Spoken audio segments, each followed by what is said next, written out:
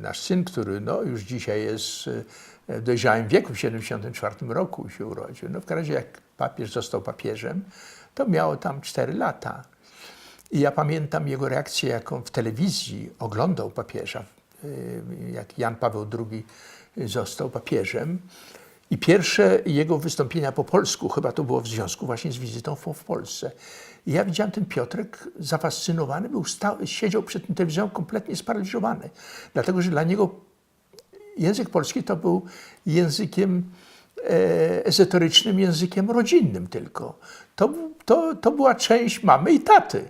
Z nikim innym, prawda, nie rozmawiał. On uważał, że to jest po prostu ten Suahili, którym rozmawiają rodzice tylko. I on nagle usłyszał, że jest ktoś inny, kto rozmawiał. Był zafascynowanym papieżem. Każdym razem, kiedy on był w telewizji, to on oglądał zafascynowany. I pamiętam, że jak ja go z przedszkola odprowadzałem, czy do przedszkola odprowadzałem, on miał zawsze, jako dziecko, był niesłychanie szczodry i on miał zawsze ten sam początek zdania, jak szliśmy. Jak będę dorosły, to. I wtedy on mówił, co on dla mnie zrobi, czy co on mi podaruje. Rzecz kupiony. I on wtedy mi powiedział, to jest dość frywolne. I on wtedy powiedział, jak będę dorosły, to ci kupię kawałek papieża, mi powiedział. No dobra, prawda?